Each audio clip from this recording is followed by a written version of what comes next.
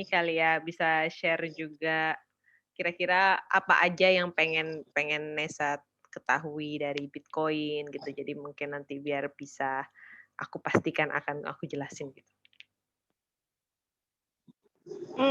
Ini menu malam hari ini apa aja, Kak? Menu malam ini, pertemuan pertama itu kita akan membahas tentang, apa namanya, dasar-dasarnya. Jadi kayak, kenapa apa sih uang itu, kan kita harus sebelum tahu tentang uang digital, kita kan harus tahu dulu tentang uang ya. Jadi kita akan membahas tentang uang, kita akan membahas juga tentang, apa yang membedakan Bitcoin dengan, uang yang lain, terus juga kenapa orang itu berinvestasi Bitcoin gitu, lebih kayak cara kerja Bitcoin sendiri tuh gimana sih. Jadi hari ini lebih kayak fundamentalnya, terus besok itu kita bakal ngomongin soal, gimana cara, investasinya gitu. Oke, Kak, sudah sangat lengkap itu. Mantap. Oke, sip sip. Kalau, Dila, ada Dila di sini, mungkin Mas bisa kalau bisa ngobrol. Tadi aku nanyain Nesa sih, kayak kenapa mau ikutan kelas Bitcoin gitu, terus apa aja pertanyaan yang pengen Dila tanyain? Masih di jalan kayaknya, Kak. Ini masih di Kasihan. jalan. Ya udah deh, nggak Halo, apa-apa. halo. Kedengeran Hai, nggak? Soalnya kedengeran. lagi di jalan. Sorry Nggak banget apa-apa, ya. nggak apa-apa. Tapi tenang aja kok Dila, nanti ini Suaranya direkam, nanti aku bakal kasih. Jadi kalau agak-agak miss awal-awalnya juga nggak apa-apa. Cuma penasaran aja, kira-kira Dila, pengen kenapa sudah investasi Bitcoin sebelumnya, atau belum? Terus, kenapa mau join kelas ini gitu? Ini sorry ya, aku kayaknya dengar pertanyaannya agak keputus-putus karena berisik. Tapi berarti yang aku tangkap udah pernah invest Bitcoin apa belum gitu ya sebelumnya, dan kenapa pengen ikut kelasnya, ya nggak sih? Ya, betul. Sebenarnya aku udah mulai invest Bitcoin sih, cuman emang masih metodenya DCA aja, jadi beli terus hold gitu sih, jadi belum yang benar-benar analisa atau gimana gitu sih, Kak. Oke. Jadi udah tahu sedikit ya kayak apa cara beli dan segala macam. Nah, itu besok itu yang tentang analisanya itu bakal aku jelasin lebih detail besok. Jadi hari ini tuh lebih kayak fundamentalnya gitu, kenapa sih harus invest Bitcoin gitu. Oke, sip. Kalau begitu kita langsung mulai aja. Si satunya lagi Arini katanya bakal join sebentar lagi, tapi nggak apa-apa, kita bisa mulai duluan. Terima kasih teman-teman udah mau datang di kelas Bitcoin. Ini jadi kayak kelas private ya, jadi intimate. Malah jadi kalau mau ada pertanyaan apa aja, silahkan throw it. Jadi ini kelas Bitcoin sebenarnya tujuannya adalah kita ini kayak untuk memberikan edukasi tentang Bitcoin. Jadi foundernya ya saya sendiri. Saya sih sebenarnya mulai kelas Bitcoin ini secara formal itu sebenarnya bulan Desember kemarin. Cuman kalau misalkan edukasi Bitcoin secara informal sama ya network saya itu udah dari kapan ya, dari mungkin dari tahun 2017-an ya, maksudnya kayak lebih, antar sesama teman juga gitu kan. Jadi saya pribadi sih sudah, investasi Bitcoin dari tahun 2017 gitu. Terus juga kita sering ngadain meet up yang majority sih di Bali ya, yang karena saya juga tinggal di Bali. Jadi, kita juga ngadain, ya meet up, terus edukasi kayak gitu. Kenapa mau ngadain kelas Bitcoin ini sih sebenarnya karena, aku melihat sekarang itu semakin relevan, Bitcoin itu jadi semakin relevan untuk dimiliki oleh orang-orang, tidak lagi hanya sebagai, oh ya, something new, something, ya mungkin investasi yang lagi ngetren, tapi nggak hanya sekedar itu gitu. Sebenarnya Bitcoin tuh lebih, semakin dalam kita belajar tentang Bitcoin, semakin kita mengerti bahwa Bitcoin ini sangat penting dimiliki oleh semua orang gitu. Jadi hari ini kita akan bahas tentang fundamental kenapa kita harus punya Bitcoin gitu ya. Dan sebagai disclaimer, jadi kan kelas ini adalah kelas edukasi, jadi bukan nasihat finansial. Jadi teman-teman sendiri pun juga wajib untuk ya maksudnya memverifikasi apa yang saya apa yang saya utarakan di sini. Jadi ini kan kayak kelas untuk saling berbagi, untuk saling sharing ya. Karena Bitcoin sendiri pun juga kan masih baru, jadi banyak hal yang harus digali lagi gitu. Jadi itu aja sih kayak disclaimer dari kelas ini. So without further ado, kita mulai aja. Nah, Bitcoin ini kan bisa dibilang adalah uang digital ya. Jadi sebelum kita ngobrolin soal uang digital, kita itu harus tahu dulu apa sih uang, ya kan? Kan selama ini kalau kita mikirin uang, kita mikirinnya rupiah, kita mikirinnya dolar, kita mikirinnya euro. Tapi sebenarnya uang itu kan sudah ada dari berabad-abad yang lalu, dari masa nenek moyang kita kan juga udah ada bentuknya uang walaupun bukan bentuknya seperti rupiah atau euro atau dolar.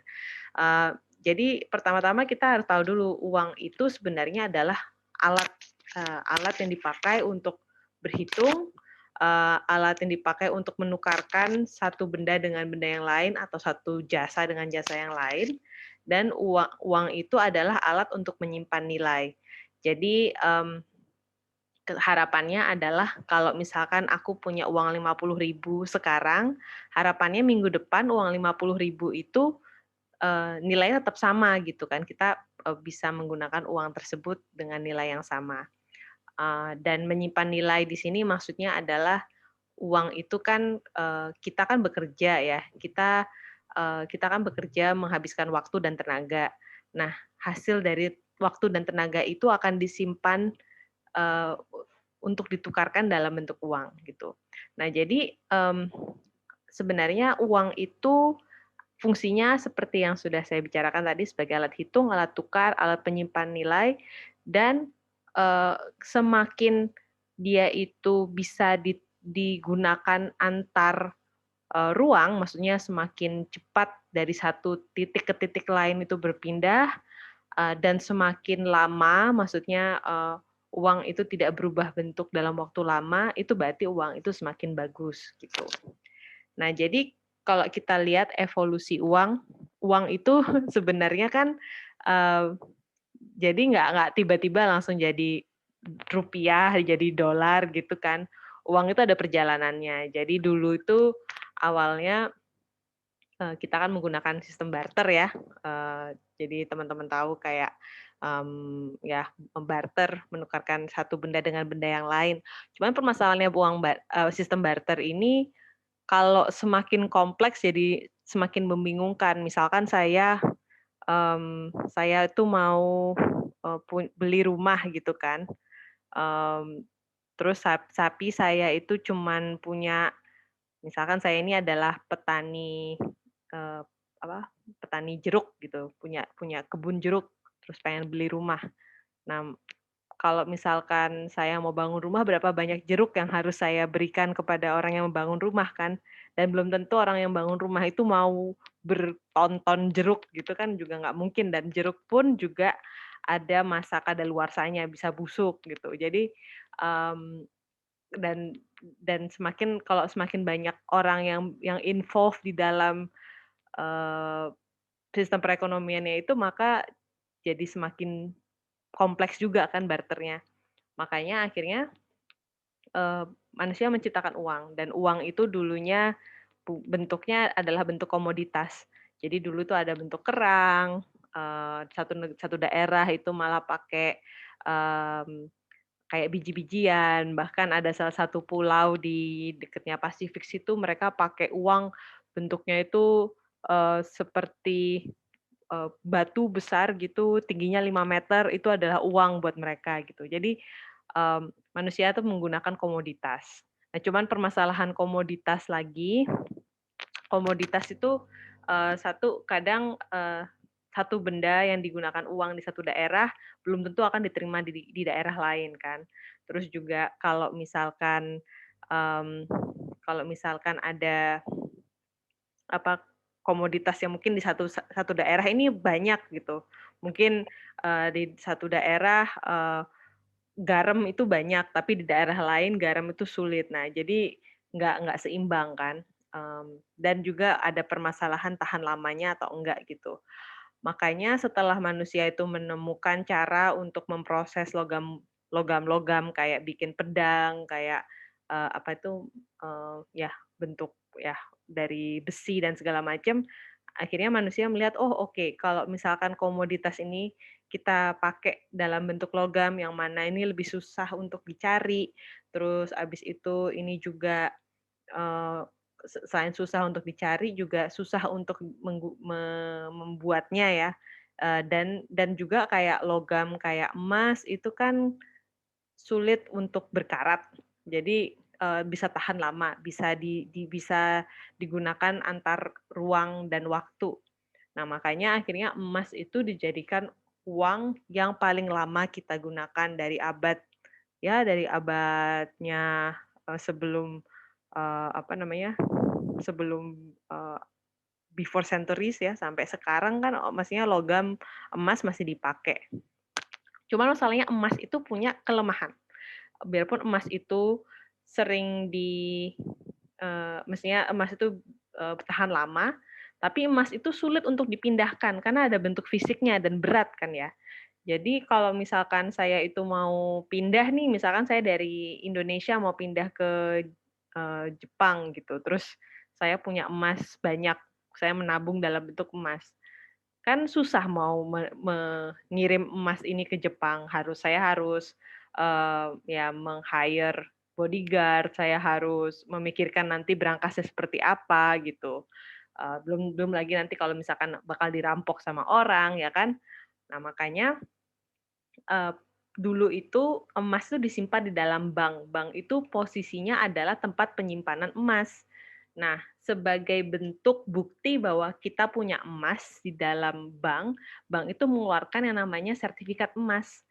Jadi dari semenjak abad ke-15 sampai di tahun 1970-an, itu uang kertas itu adalah representasi dari emas yang ada di bank, gitu. Jadi daripada orang itu kemana-mana bawa, emasnya, mereka akhirnya menukarkan sertifikatnya ini, karena sertifikat ini bisa ditukar sama emas asli di dalam bank, gitu.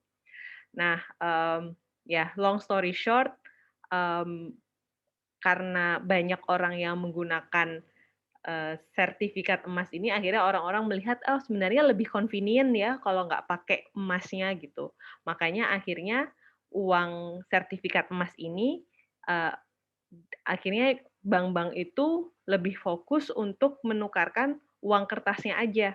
Jadi semenjak tahun 1971, uang kertas yang kita punya itu udah nggak lagi di-backing oleh emas gitu. Jadi uang yang kita pakai sekarang kayak dolar, kayak, euro, kayak rupiah, itu tuh namanya uang fiat.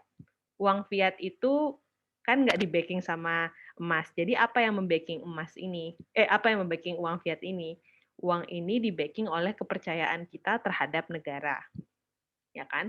Eee, Lalu long story short, sekarang juga masuk ke era digital, eee, sekarang kan orang juga, mmm, ya udah lebih jarang ya pakai cash ya, kemana-mana kita juga akhirnya belanja pakai bank transfer atau OVO atau GoPay gitu, ada yang namanya uang digital. Nah, tapi uang digital itu masih tetap menggunakan, sistemnya uang fiat ya. Dan sekarang ada juga uang yang lain berbeda bentuknya yaitu Bitcoin. Nah, nanti saya akan menjelaskan apa yang membedakan uang digital kayak OVO, kayak GoPay dengan Bitcoin dan, kenapa punya Bitcoin itu penting. Nah, tadi kan, saya kan bilang kalau, apa ya namanya, sekarang itu kita menggunakan uang yang kita pakai rupiah itu, namanya uang fiat. Nah, karena uang fiat ini tidak lagi di-backing oleh emas, berarti uang fiat ini tidak ada limitnya. Maksudnya pemerintah itu bisa saja mencetak uang kapanpun mereka mereka pikir itu perlu. Ya, jadi karena kalau misalkan zaman dulu sebelum zamannya uang fiat, pemerintah tuh nggak bisa seenaknya mencetak uang, karena kalau pas mereka mencetak uang, mereka harus menyesuaikan percetakan yang mereka cetak itu dengan emas yang ada, yang mereka punya di bank sentral. Nah sekarang karena hubungan itu sudah diputus, jadi pemerintah itu bisa saja mencetak uang kapanpun mereka anggap perlu, ya kan? Nah, jadi konsekuensinya apa nih? Konsekuensinya adalah inflasi. Jadi kalau teman-teman ya misalnya kita kan selalu mikir oh ya setiap hari harga-harga tuh semakin lama makin mahal. Tapi kenapa sih kok harga-harga itu makin lama makin mahal gitu kan ya? Ya karena suplai uang yang ada di negara kita tuh makin lama makin bertambah. Jadi aku bisa ambil contoh misalkan nih di dunia itu cuman ada 2 pensil ya. Misalkan ada 2 pensil dan di dunia ini tuh cuman ada anggaplah $4 aja ya. Anggaplah semua suplai uang di dunia ini cuma ada $4. Nah, berarti kalau misalkan cuma ada 2 pensil dan hanya ada suplainya adalah $4 di dunia ini, berarti kan satu pensil tuh harganya ya sama dengan $2 kan, karena suplainya cuma sekian. Nah, tapi tiba-tiba gimana ceritanya kalau suplai pensil tetap sama, cuma ada 2, tapi pemerintah akhirnya mencetak uang, terus suplai dari dari suplai dari uang ini bertambah jadi $8, nggak lagi $4. Kan berarti kalau mau harga ini akan menyesuaikan kan, market ini pasti akan menyesuaikan. Jadi harga satu pensil itu bisa jadi $4 gitu, nggak jadi $2 lagi, udah naik gitu, udah naik 2 kali lipat. Nah, karena suplai uang ini itu banyak, yang mana kita itu akan merasakan kenaikan harga itu nggak langsung saat ini, pasti merasakannya setelah beberapa tahun kemudian. Makanya harga-harga itu makin makin lama makin naik karena pasar itu akan berusaha menyesuaikan diri gitu, menyesuaikan dari supply yang ada. Jadi di saat kita itu menyimpan uang fiat, kita itu seperti memegang es batu gitu loh. Karena nilai uangnya ini tuh makin lama akan meleleh, akan hilang. Nah, jadi kita itu perlu kayak cara supaya daya beli yang kita punya saat ini, misalkan kamu punya uang 50.000 nih, kamu pengen dong uang yang kamu pakai itu tetap sama 50.000, misalkan 50.000 aku bisa beli 2 mangkok bakso sama 2 es teh, misalkan kayak gitu. Harapannya adalah di 5 atau 10 tahun ke depan, harga 2 mangkok bakso sama 2 es teh itu tetap sama 50.000 atau bahkan lebih murah kan ya. Kan pengennya gitu ya. Jangan sampai kayak kita nabung terus 50.000-nya malah nanti 5 atau 10 tahun lagi cuman bisa beli es teh doang gitu. Kan itu kan berarti daya beli kita menurun, nilai uang kita juga menurun walaupun tulisannya 50.000 tetap sama, ya kan? Nah, jadi kita tuh membutuhkan sesuatu untuk menyimpan eee menyimpan nilai dari uang kita. Jadi kan harus kayak dimasukin di freezer gitu kan kalau es batu. Nah, freezernya ini dalam bentuk apa? Freezernya itu adalah bentuk aset. Nah, asetnya itu bisa jadi kayak emas ataupun sekarang itu Bitcoin. Nah, jadi ini adalah salah satu, ya, gambaran ya dari tahun ke tahun kan kita bisa lihat nih, ini adalah jumlah suplai uang yang terus dicetak dari tahun ke tahun. Ini adalah Bank of Japan, yang ini di United States, bahkan sekarang mungkin lebih tinggi lagi karena Presiden Biden kan barusan meng-approve stimulus ya, yang seharga $1,9 triliun. Jadi ini bukan lagi udah kayak roket gitu, udah naik gitu kan. Nah ini di Indonesia. Di Indonesia sih pergerakannya cukup tidak se-eksponensial kayak di Amerika Serikat, tapi tetap aja dia setiap tahunnya semakin naik gitu. Jadi setiap tahunnya bisa kita bilang bahwa pemerintah kan terus menyuplai, menambahkan uang fiat ya di dalam pasar gitu, dan itu akan memberikan efek terhadap daya beli kita. Jadi kayak sebenarnya kalau kita lihat berarti setiap tahunnya itu daya beli purchasing power bahkan US dollar pun juga makin lama makin turun gitu. Dan kita juga bisa lihat kalau harga-harga makin lama makin naik kan, harga sekolah makin naik, harga healthcare makin naik, housing makin naik gitu kan. Dan kalau kita bisa lihat, kalau dibandingkan antara harga uang yang kita punya atau uang uang fiat yang ada kayak US dollar, euro, pound atau yen gitu, kalau dibandingkan dengan emas, itu harganya makin lama makin turun. Jadi kayak dulu tuh ya, pound itu kan namanya pound sterling. Sterling itu kan artinya perak ya. Jadi dulu tuh pound sterling itu maksudnya adalah 1 pound itu sama dengan 1 pound emas gitu harganya. Nah, sekarang harga 1 pound emas itu udah 700 pound. Jadi nilai nilai mata uangnya pound itu udah menurun sekali gitu ya, udah nggak sama lagi dengan 1 pound 1 pound perak gitu ya. Jadi dan kita juga bisa lihat bahwa kayak makin lama juga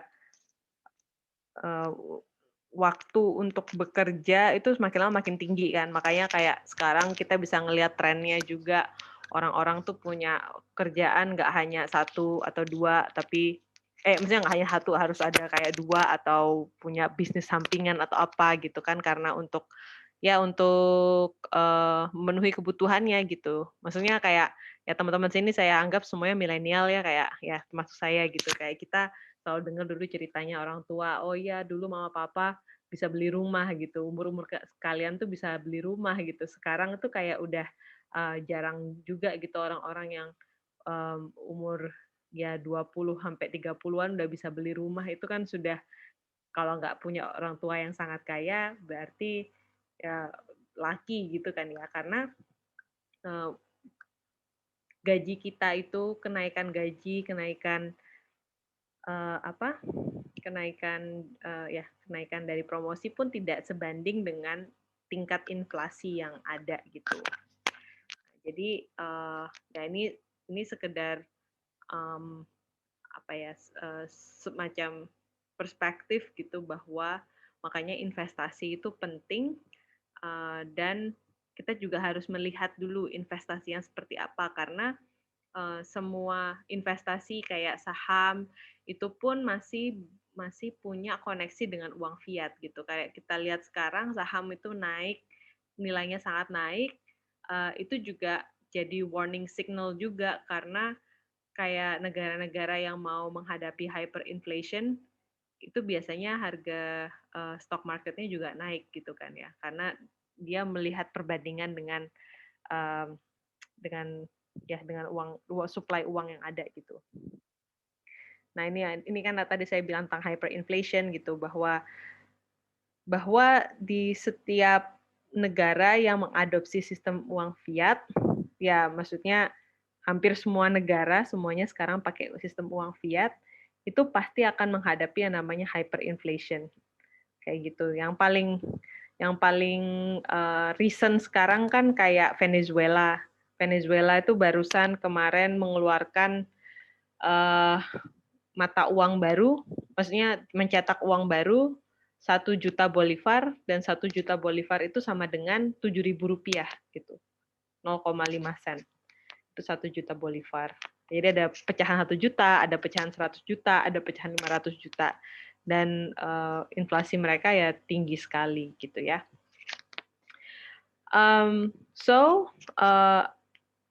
Kita sekarang masuk ke Bitcoin. Nah, Bitcoin itu yang membedakan Bitcoin dengan aset investasi yang lain. Bitcoin ini memang dia bentuknya digital, tapi dia itu merupakan aset dengan jumlah yang terbatas. Jadi jumlahnya ini sudah di-set dari awal bahwa hanya akan ada 21 juta Bitcoin, ya kan? Dan Bitcoin ini dia dia itu sifatnya independen, dia tidak punya yang namanya perusahaan, dia nggak ada yang CEO-nya.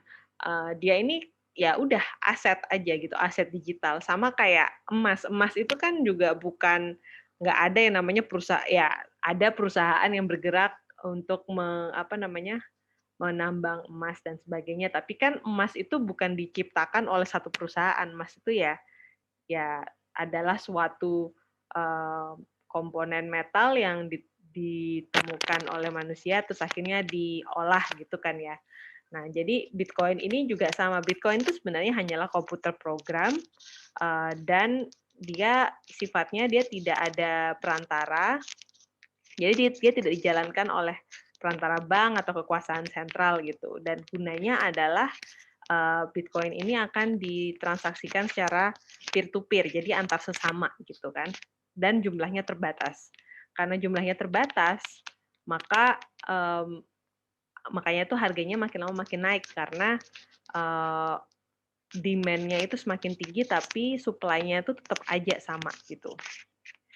Nah, jadi Bitcoin ini menarik karena kalau dibandingkan dengan misalkan fiat atau emas itu bisa dilihat bahwa Bitcoin ini punya keunggulan yang melebihi dari rupiah atau emas. Jadi kayak misalkan yang pertama, Bitcoin itu dia karena dia itu bentuknya digital ya, jadi dia tuh kan gampang untuk dipindahkan.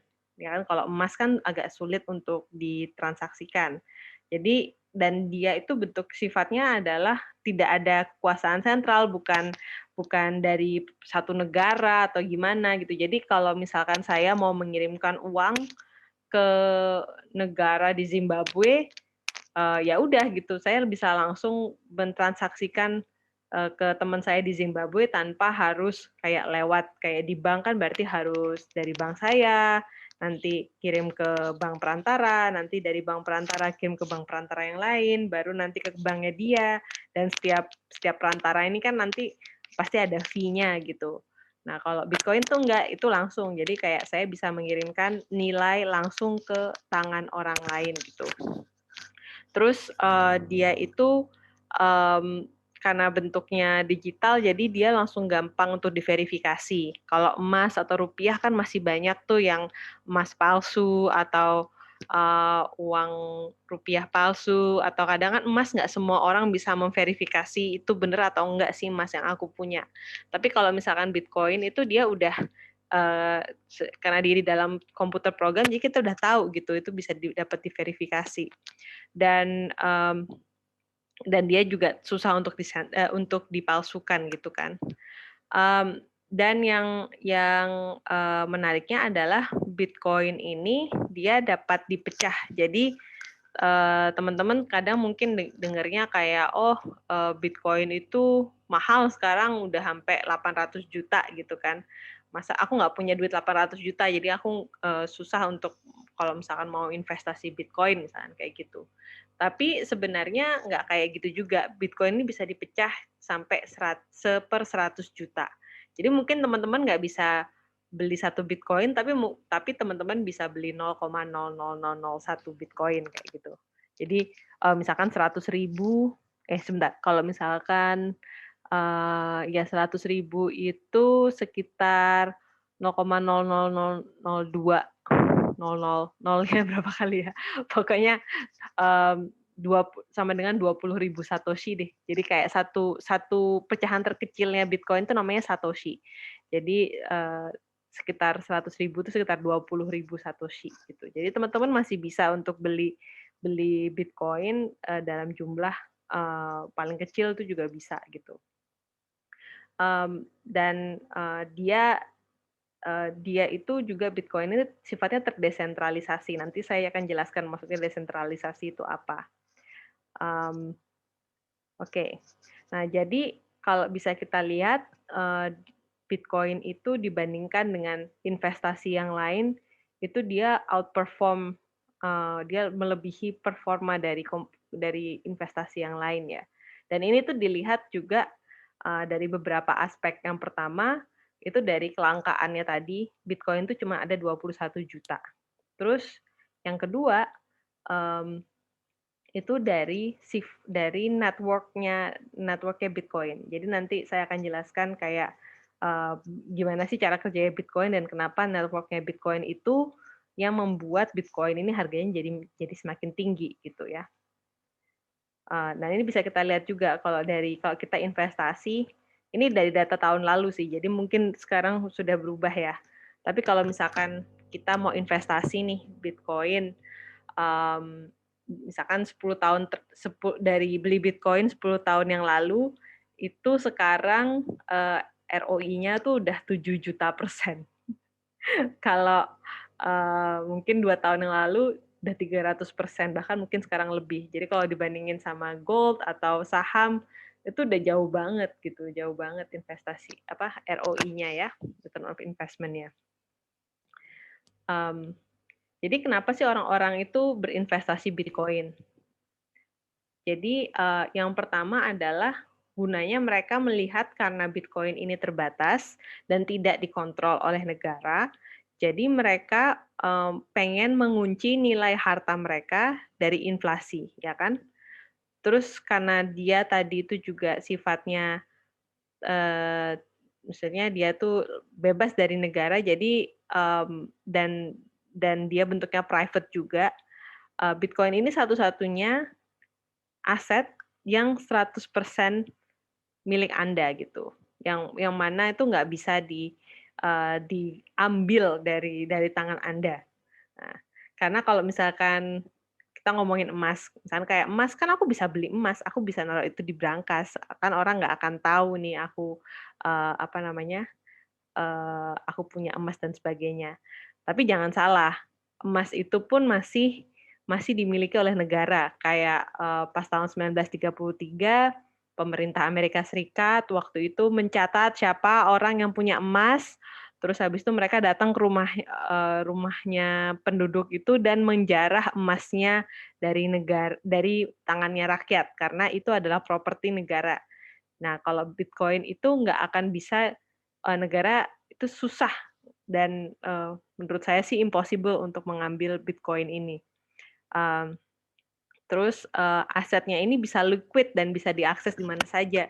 Jadi kayak misalkan kita ambil contoh, misalkan Anda punya aset tanah gitu kan, Anda masih tetap harus mencari buyer kalau misalnya Anda mau melikvidkan asetnya itu kan. Kalau misalkan pakai emas pun juga masih harus harus dijual dulu gitu. Nah kalau Bitcoin ini dia bisa langsung digunakan sebagai uang gitu. Jadi kalau misalkan Anda mau mentransfernya, menggunakan asetnya ini untuk mengirimkan nilai bisa dilakukan juga gitu, bisa diakses oleh siapa saja di mana saja. Dan dia kan bentuknya terbatas tadi, jadi makanya nilainya akan terus naik. Jadi kalau misalkan kayak uang fiat itu kan dia supply-nya tidak terbatas dan karena dia supply tidak terbatas maka makin lama nilainya akan makin jadi nol gitu kan.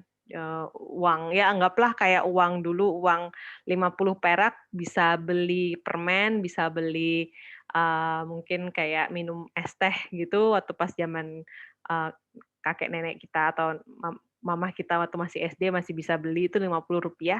Sekarang Rp50 udah nggak dianggap apa-apa kan gitu. Jadi makin lama uang yang kita pakai itu nilainya akan jadi nol gitu. Sedangkan Bitcoin tuh nilainya akan terus naik karena supply-nya tetap dan demand-nya terus naik. Nah, tadi kan saya mau menjelaskan tentang yang membuat Bitcoin itu menarik itu karena Bitcoin itu bentuknya decentralized. Jadi bedanya apa sih? Nah, kalau misalkan bank yang kita pakai, jadi uang fiat yang kita pakai ini kan dia dikeluarkan oleh bank sentral ya. Kalau di Indonesia kan Bank Indonesia. Nah, nanti itu dari bank sentral mereka akan memberikan uang tersebut disalurkan ke bank-bank dan dari bank-bank ini akan disalurkan ke customer. Jadi dan tiap bank itu sebenarnya bergerak secara silo atau bergerak secara sendiri-sendiri. Jadi, sebenarnya misalkan saya dari bank BCA mau ngirim ke bank BNI, memang yang dilihat tuh cuman database-nya aja, tapi, settlement penyelesaian antar banknya itu baru terjadi mungkin beberapa hari kemudian atau berminggu-minggu kemudian gitu. Jadi, sebenarnya bank satu dengan yang lain tuh tidak langsung berkomunikasi secara langsung dan men-settle, transaksi saat itu juga. Nah, kalau di sistemnya Bitcoin, Bitcoin itu dia decentralized, jadi dia menggunakan sistem namanya blockchain. Nah, karena mereka tidak mau, Bitcoin pada saat pertama kali dibentuk, Bitcoin itu nggak mau, menggunakan, eee, apa itu namanya, ya pihak sentral gitu, pengennya semua orang itu bisa, mengakses catatan dari transaksi yang dilakukan oleh pengguna Bitcoin. Kan beda ya, maksudnya kayak kita kan nggak mungkin bisa tahu catatan transaksi semua, rakyat di jangankan di dunia, di Indonesia aja, eee, apa namanya, catatan transaksinya kan sifatnya kan private ya buat para bank gitu. Nah, kalau di Bitcoin tuh nggak, catatan transaksi ini bentuknya, terbuka. Jadi ada namanya public ledger atau buku besar yang terbuka gitu ya. Dan semua orang bisa memverifikasi transaksi tersebut. Jadi karena catatannya bersifat terbuka, makanya kalau misalkan mau ada catatan palsu nih di dalam Bitcoin, di dalam blockchain-nya Bitcoin, itu pasti gampang banget terdeteksi dan akan langsung di-reject dari sistem, gitu. Itu yang jadi membuat, eee, Bitcoin ini menjadi menarik karena dia pertama kalinya ada uang yang, modelnya itu terbuka tapi sangat aman. Dan, ya itu berbedanya dengan kayak kayak sistem centralized, pasti akan ada compromise, kayak karena centralized kita nggak bisa mengaudit bank secara sebagai customer, kita nggak bisa mengaudit bank. Tapi kalau misalkan sebagai pengguna Bitcoin, kita bisa mengaudit, apa namanya, transaksi Bitcoin di seluruh dunia, secara real time, bareng-bareng sama semua orang, itu kita bisa tahu, gitu. Jadi gimana cara kerjanya Bitcoin? Jadi Bitcoin itu ada beberapa aspek. Tadi ada yang namanya nodes. Nodes itu adalah, orang-orang yang, eee, apa namanya, mengunduh mengunduh programnya Bitcoin dan mereka bisa melihat semua transaksi Bitcoin. Saya bisa jadi node, Arimi bisa jadi node, Dila bisa jadi node, semua orang bisa jadi nodes. Intinya tinggal tinggal download aja programnya, Anda bisa jadi nodes gitu. Lalu ada juga yang namanya buku besar. Buku besar ini adalah, catatan transaksi dari semua Bitcoin. Nah, catatan transaksinya ini itu akan dikelompokkan menjadi satu blok. Jadi, setiap transaksi itu, nanti akan diverifikasi bareng-bareng dalam satu blok oleh miners ya. Miners ini adalah orang atau nodes tadi, si nodes ini, tapi nodes-nya, eee, punya peran untuk memverifikasi, transaksi di dalam bloknya. Jadi untuk memverifikasi transaksi ini kan harus aman ya. Jadi caranya untuk mengamankannya itu, para miner ini harus menyelesaikan sebuah permasalahan kayak algoritma komputer dan itu membutuhkan energi. Energi, dari komputer tersebut kan, dari komputasi. Jadi zaman dulu waktu penggunanya masih sedikit, orang tuh bisa menambang Bitcoin dengan menggunakan laptop. Tapi karena sekarang sudah semakin banyak yang menggunakan, kan berarti kalau semakin banyak penggunanya harus semakin aman dong ya, harus semakin, terpercaya ya, maksudnya, keamanan dari Bitcoin ini. Makanya, eee, si apa, proses algoritmanya itu jadi semakin sulit gitu. Nah, setiap dari transaksi tersebut itu tuh terenkripsi. Enkripsi itu maksudnya dia itu kayak dibuat kayak kata sandinya. Jadi hanya orang-orang yang mengerti kata kuncinya yang bisa membuka transaksi tersebut gitu ya. Jadi nanti akan saya jelaskan tuh maksudnya apa. Nah, jadi cara kerjanya tuh seperti ini. Misalkan Anda tuh punya Anda punya Bitcoin ya. Anda beli Bitcoin, terus Anda mau mengirimkan Bitcoin Anda ke orang lain. Jadi yang pertama Anda kan akan mengirimkan Bitcoin, dibuat Anda mengirimkan transaksi, dan transaksi ini akan di-broadcast ke seluruh nodes tadi, semua orang yang punya yang bisa mengakses program Bitcoin tadi kan. Jadi bakal dikasih tahu, ini Dea ada ngirim 1 Bitcoin ke Arimi nih, gitu kan. Nah, jadi nanti setelah broadcast ini diterima, akan diverifikasi, benar nggak Dea itu punya 1 Bitcoin? Benar nggak Arimi itu nanti akan mendapatkan 1 Bitcoin juga? Nah, jadi verifikasinya ini dilakukan dalam bersama-sama ya. Jadi dikelompokkan ke dalam blok, dan setiap bloknya ini sebenarnya saling berkaitan dengan blok lain. Jadi makanya disebut blockchain.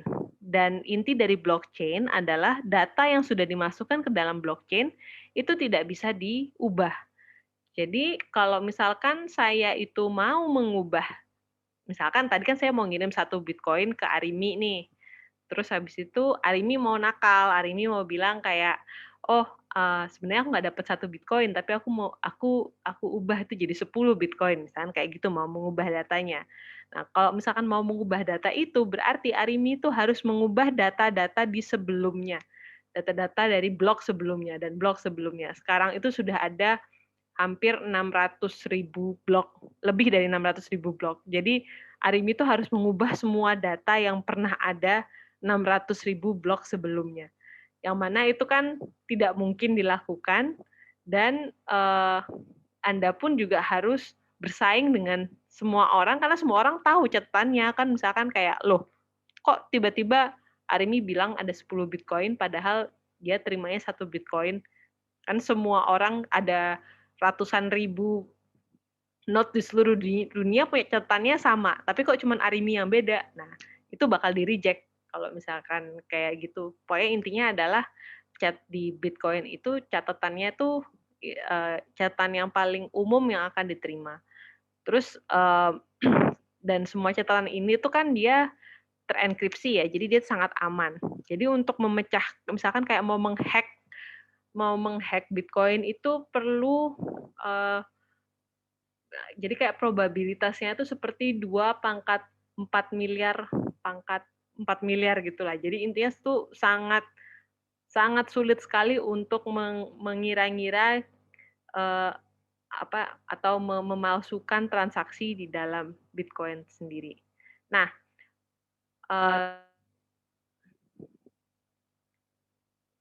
halo? Tadi siapa yang mau nanya? Kayaknya ada yang mau nanya ya. Oke, kalau enggak nanti lanjut aja. Jadi setelah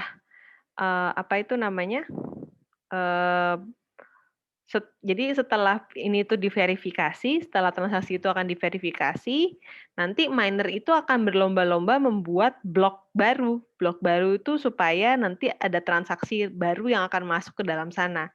Nah, siapa yang miner yang bisa membuat blok baru itu yang akan mendapatkan rewards. Jadi rewards-nya berupa Bitcoin. Jadi Bitcoin baru akan diciptakan dan transaksi dari Arimi akan diterima. Gitu. So far sampai sini ada pertanyaan teman-teman? Enggak ya? Oke, kita lanjut.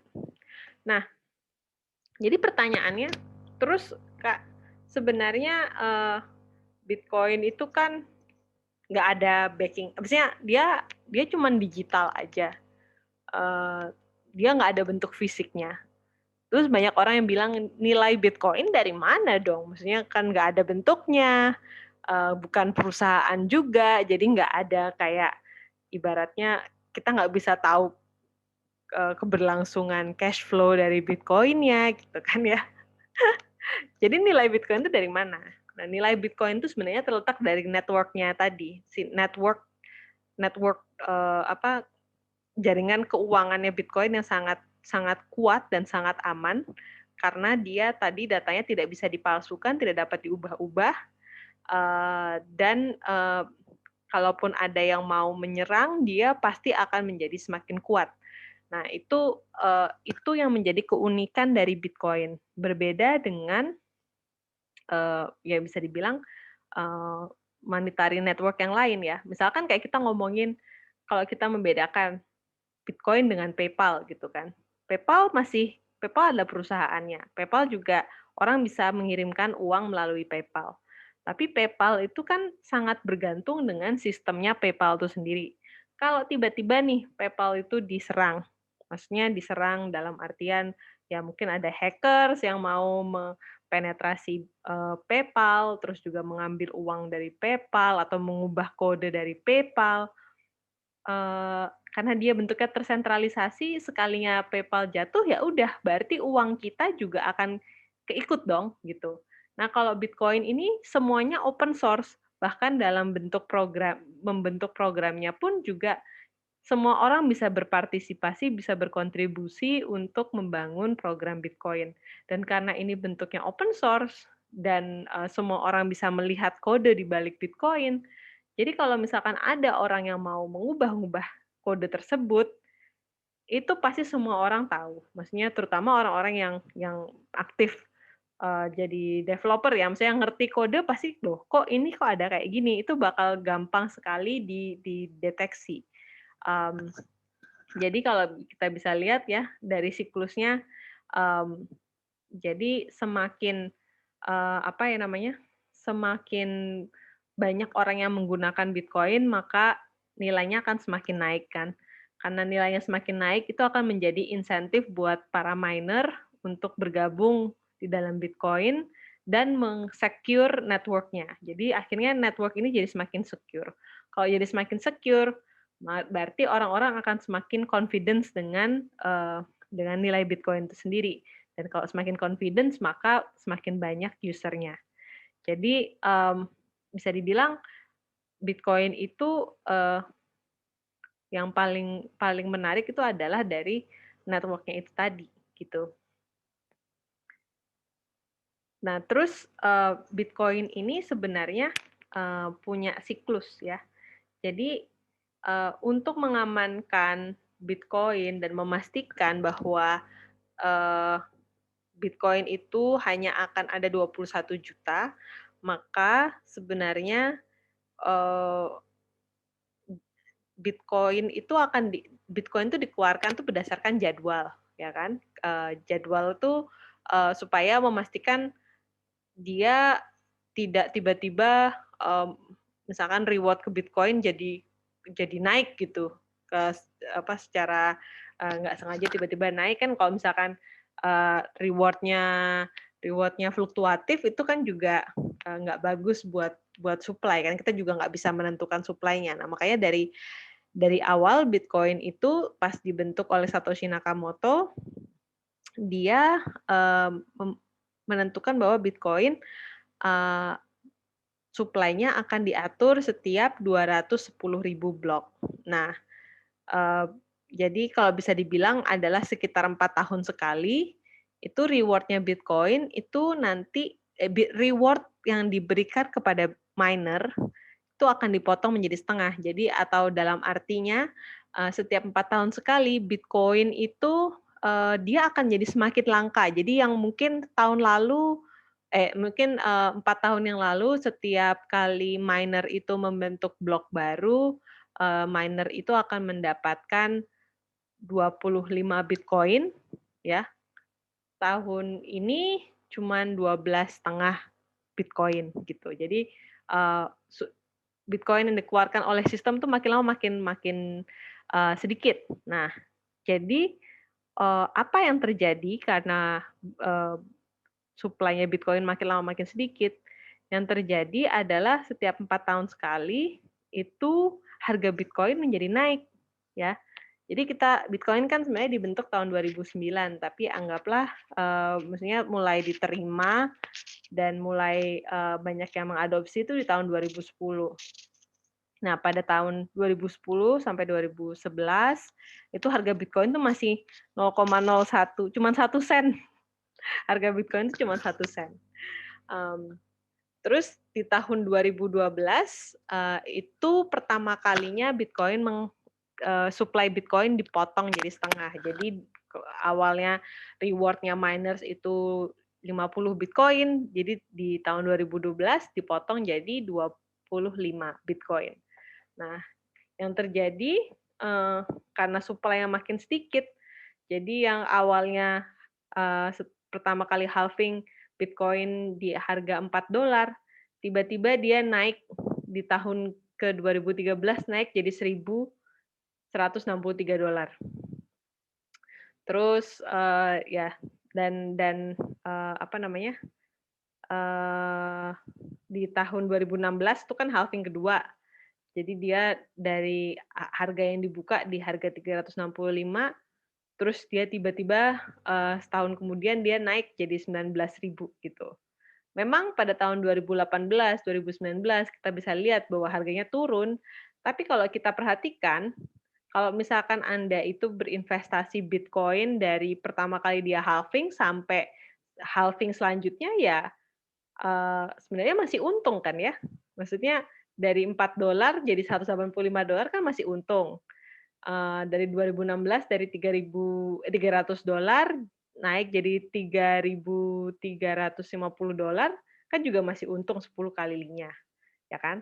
Nah, kemarin di tahun 2020 itu Bitcoin juga mengalami halving ketiga, jadi reward-nya dipotong jadi 6,25. Nah, dan harga Bitcoin itu dibuka di angka 7.500 dan sekarang seperti teman-teman tahu itu udah di harga 55.000, ya kan?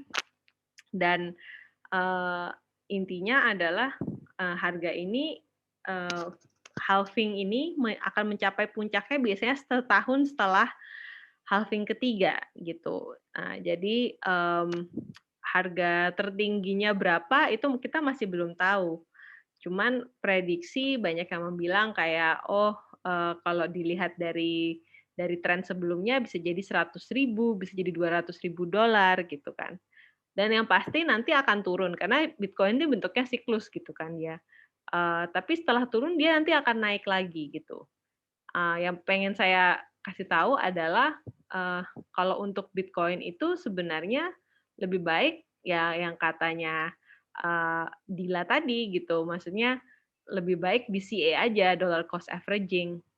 Dollar cost averaging itu maksudnya kayak ngumpulin Bitcoin dikit-dikit.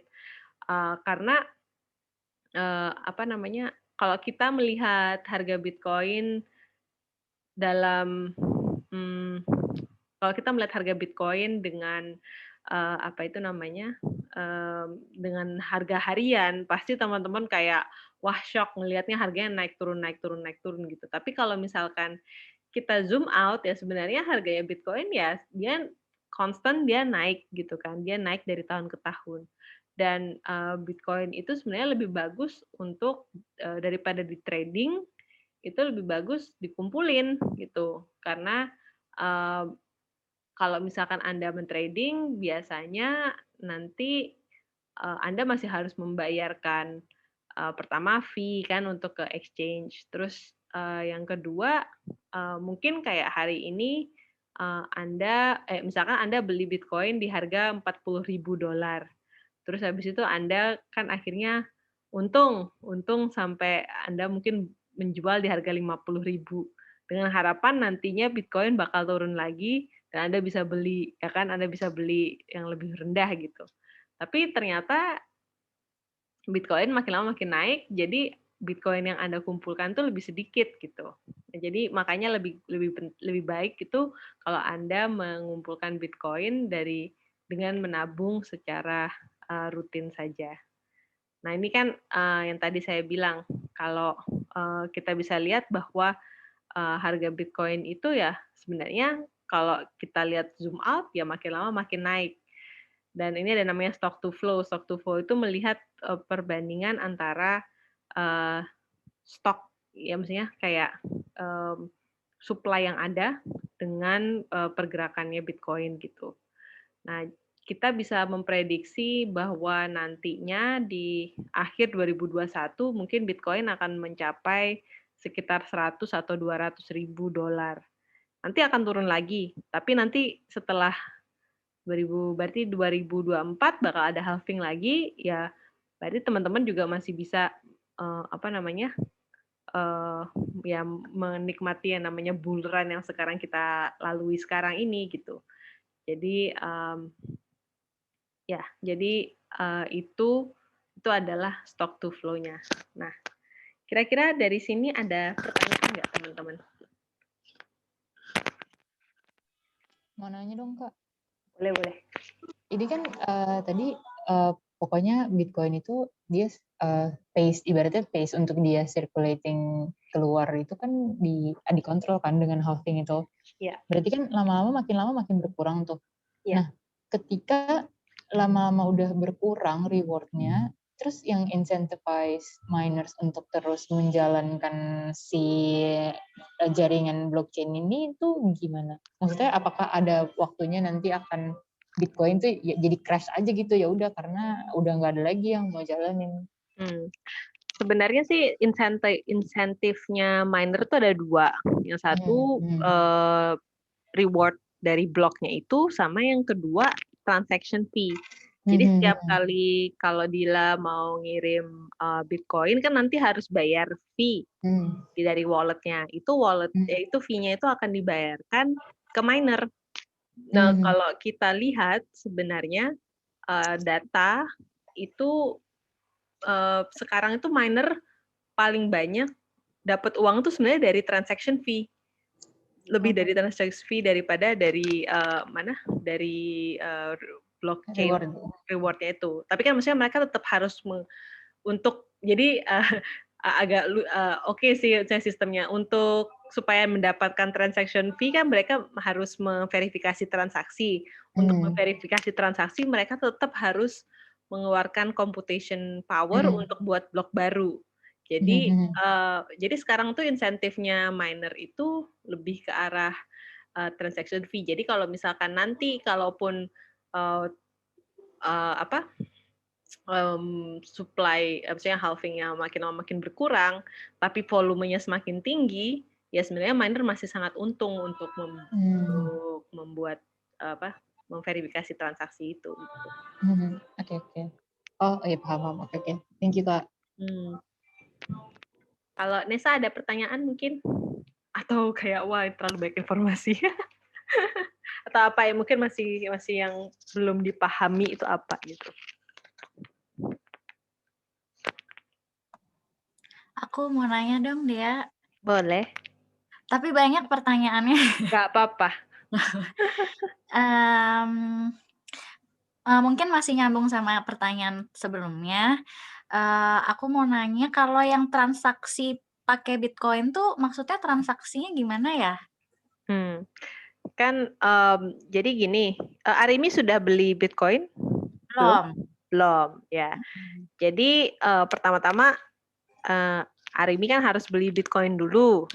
Maksudnya menukarkan uang fiat yang Arimi punya ke dalam bentuk Bitcoin ya. Sama kayak Arimi kalau misalkan mau belanja pakai dolar kan harus nukerin rupiah dulu ke dolar gitu kan ya. Jadi anggapannya sama seperti itu.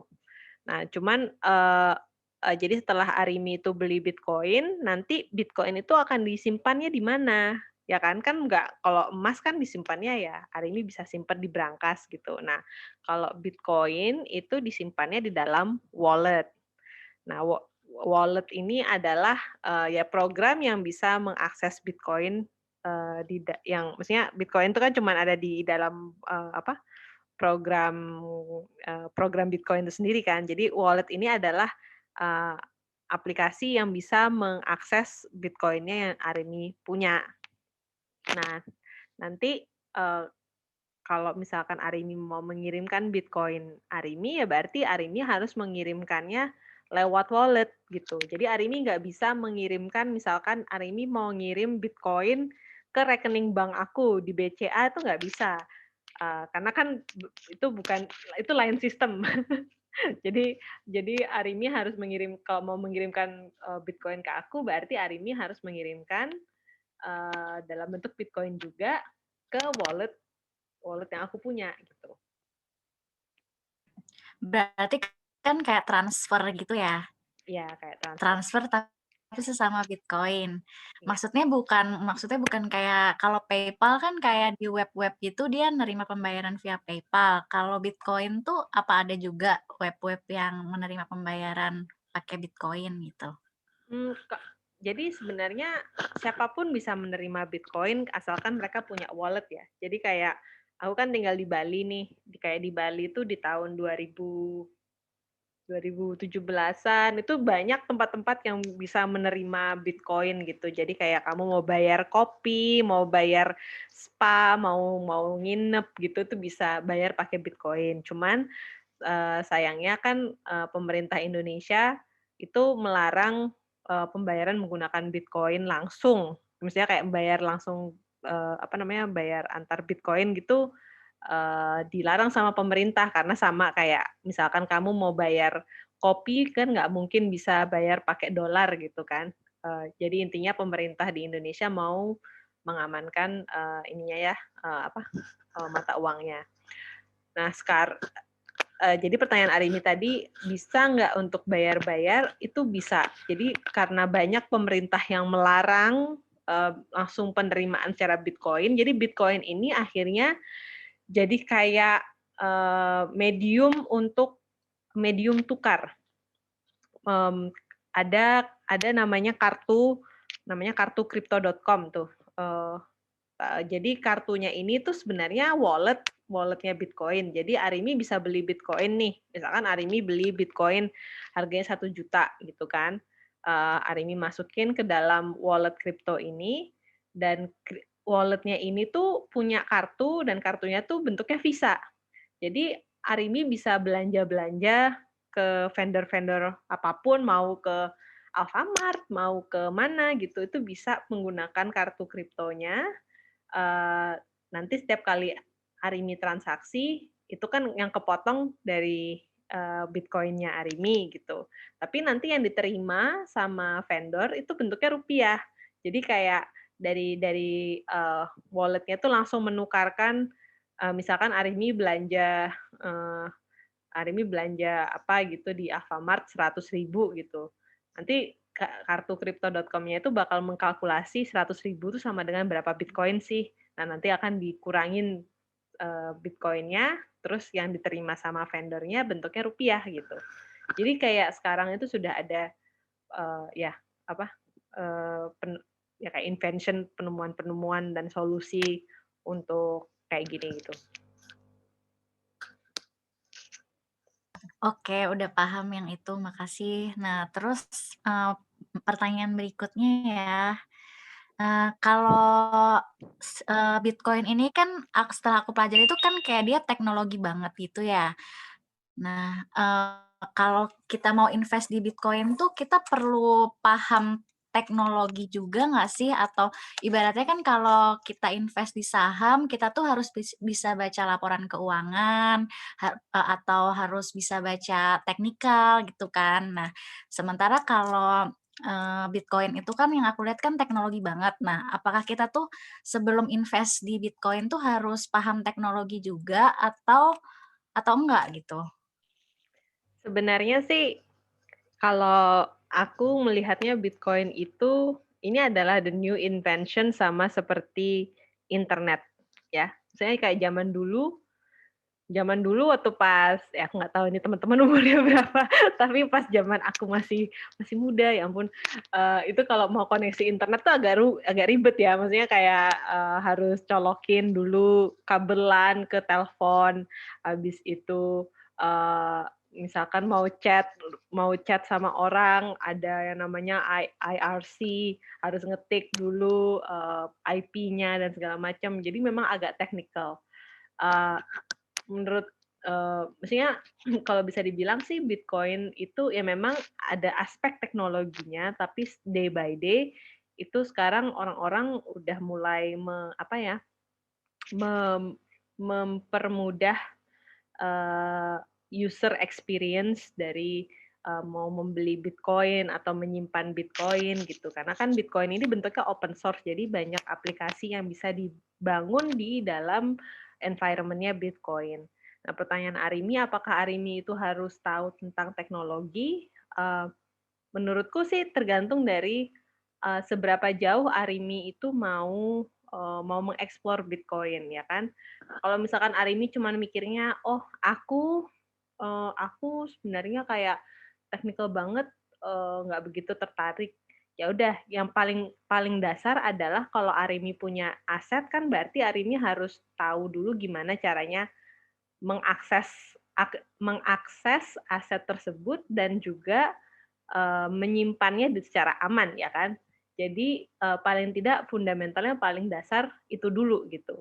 Nah, nanti kalau misalkan Arimi pengen lebih explore yang lebih jauh, misalkan pengen belajar, tadi Arimi bilang mau analisis, itu juga bisa mau menganalisa Bitcoin dari segi harga, dari segi volume, itu kan juga kalau misalkan Arimi punya interest sama trading juga bisa gitu. Tapi kalau misalkan aku nggak pengen repot, ya udah yang penting pertama adalah gimana cara beli, gimana cara jual Bitcoin, dan gimana cara mengamankan Bitcoin. Itu basic yang paling awal. Ya sama lah kayak internet kan juga yang paling penting harus tahu gimana cara koneksiin ke internet, gimana bikin email, gimana browsing di web browser gitu kan.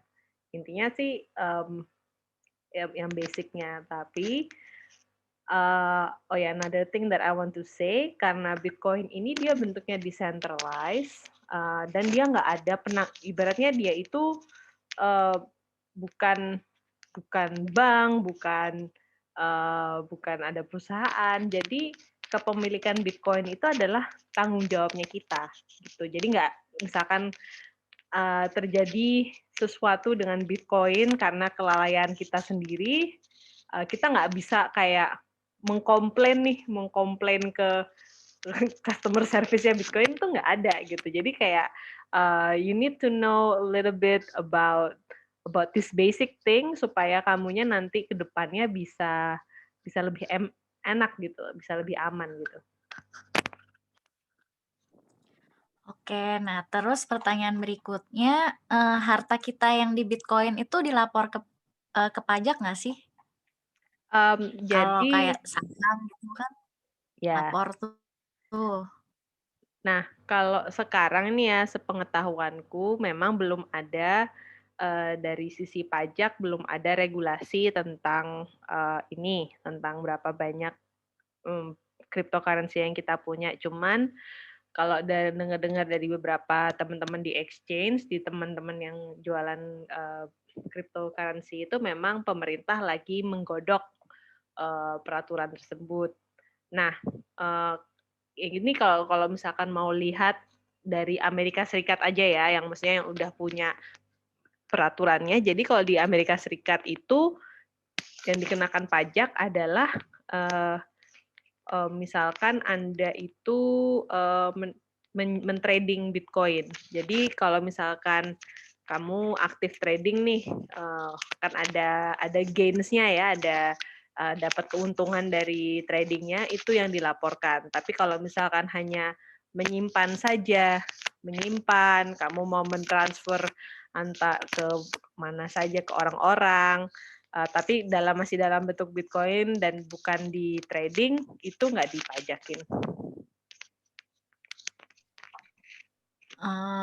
Terus kalau misalkan kayak nabung di bank itu kan kita provide data-data kita kan kayak nomor KTP, nama gitu-gitu. Nah kalau invest di Bitcoin itu data yang kita masukin tuh data apa ya? Jadi memang kan kalau saat ini ada jadi gini, cara paling gampang untuk mendapatkan Bitcoin itu kan membeli langsung dari crypto exchange. Crypto exchange itu kayak foreign exchange gitu ya. Misalkan tempat buat money changer gitu. Kamu mau beli dolar kan kamu harus ke money changer. Nah, yang setara sama money changer untuk cryptocurrency itu namanya crypto exchange. Dan crypto exchange di Indonesia itu dia diregulasi oleh Bapeti. Jadi di Indonesia sendiri sih cryptocurrency kan dia diperbolehkan sebagai komoditas ya di Indonesia.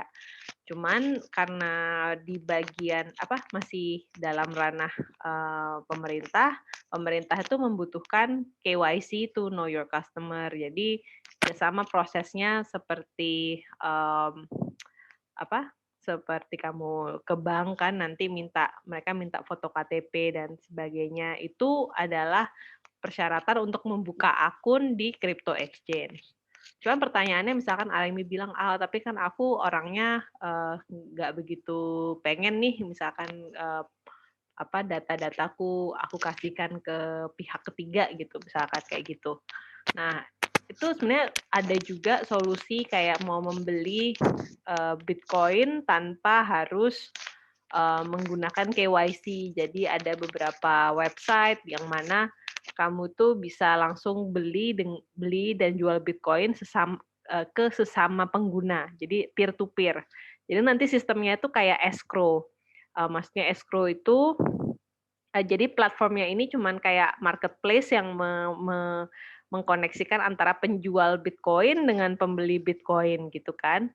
Nah, misalkan saya ini adalah orang yang pengen beli Bitcoin gitu. Terus Arimi yang jual. Nah, aku tuh bisa berkoneksi dengan Arimi. Misalkan aku bilang, Arimi aku mau beli Bitcoin 1 juta gitu kan. Nah, nanti di platformnya ini Arimi itu akan memasukkan dulu Bitcoin-nya Arimi. Jadi misalkan 1 juta itu 0,01 Bitcoin misalkan kayak gitu. Nah, nanti Arimi masukin ke dalam sistem, terus kan nanti aku transfer ke Arimi. Nah, kalau misalkan Arimi udah terima Bitcoin-nya, nah nanti Bitcoin yang Arimi depositkan ke dalam platform itu akan masuk ke dalam walletku gitu. Jadi dia kayak prosesnya itu lebih memang ada perantaranya tapi hanya untuk dalam bentuk escrow-nya. Cuman transaksinya itu antara aku dengan Arimi. Kayak gitu. Atau yang kedua ya mining Bitcoin. Itu ada sih orang-orang yang memang bisa mining Bitcoin dari rumahnya gitu juga ada. Oke, makasih. Sementara itu dulu sih pertanyaannya. Makasih. Oke, sip. Kalau Nesa, apa ada pertanyaan?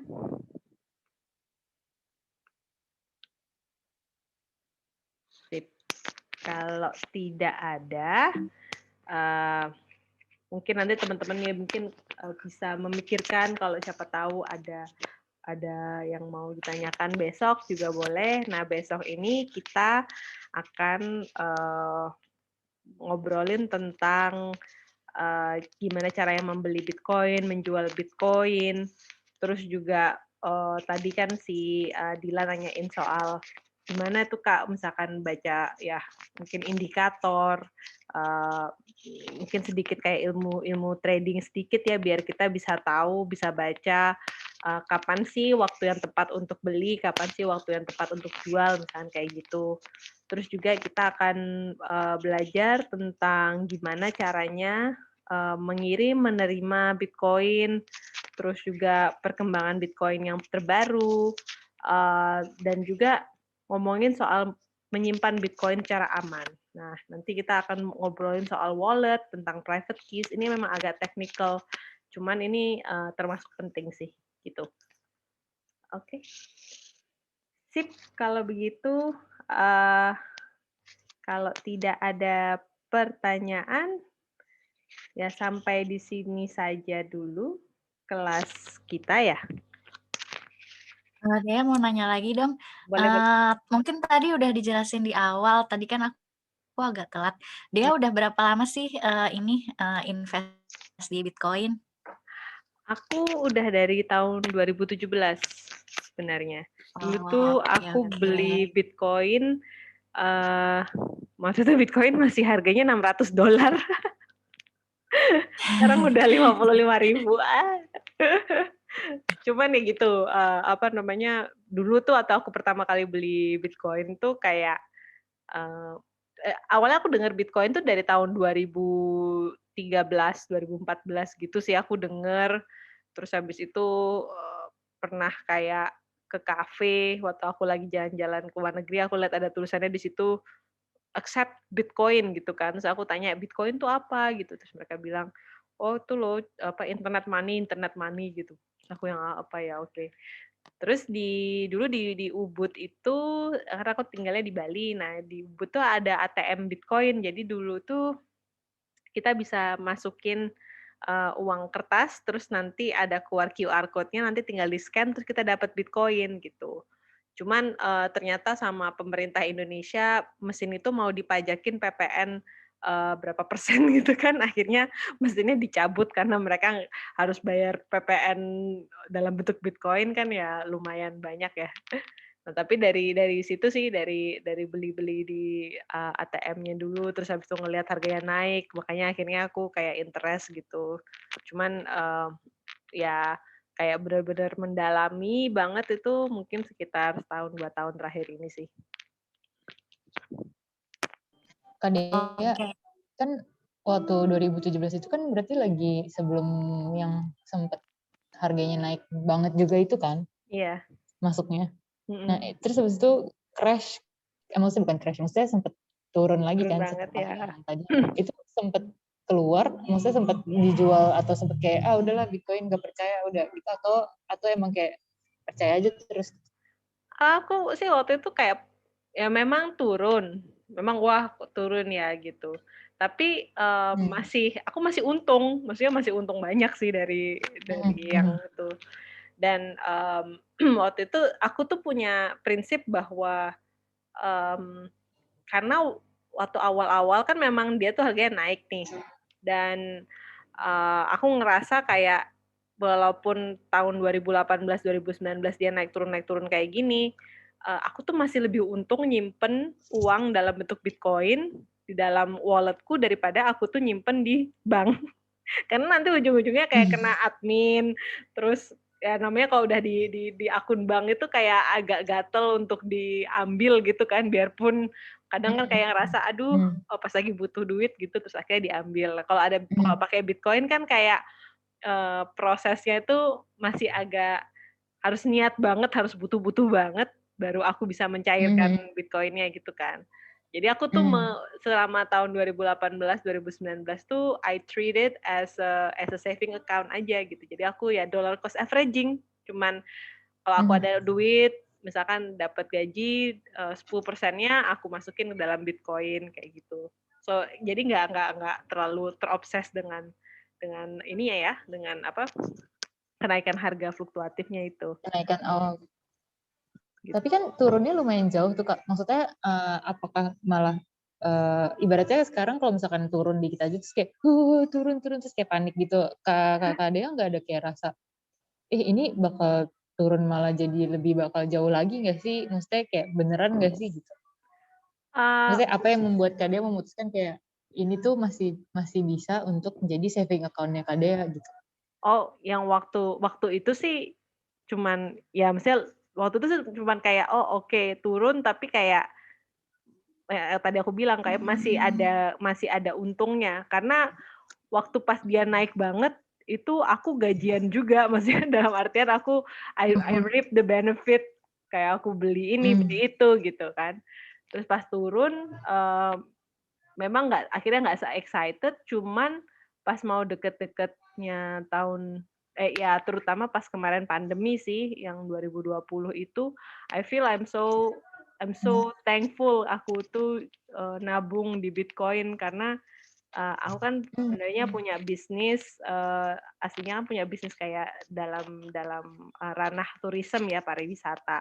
Kan otomatis pas pandemi kemarin ya udah pariwisata dead gitu kan di Bali. So aku kayak ngerasa wah beruntung banget punya Bitcoin dan aku juga kayak ngelihat banyak misalkan kayak punya reksadana atau punya saham yang lain-lain tuh teman-teman juga kan sempat market juga turun juga ya, maksudnya waktu tahun 2020 dan Bitcoin malah naik terus. Dan semakin aku belajar tentang Bitcoin, aku ngelihat kayak betapa pentingnya punya aset yang dia itu tidak terkoneksi dengan keadaan politik apapun di dunia gitu. Kayak contohnya aku pernah baca di internet dan juga diverifikasi sama temanku yang di Kolombia. Jadi orang ini tuh dia tuh miner Bitcoin di Venezuela. Ya kan teman-teman tahu sendiri Venezuela kayak apa. Dan jadi intinya dia miner Bitcoin, dia punya banyak Bitcoin.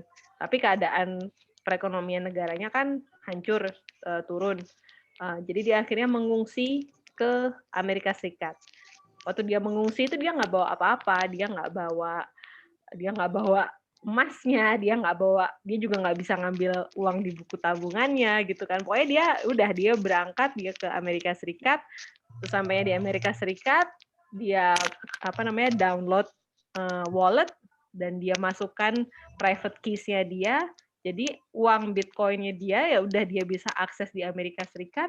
Dengan uang itu dia bisa beli rumah, dia bisa memulai hidupnya yang baru lagi kayak gitu.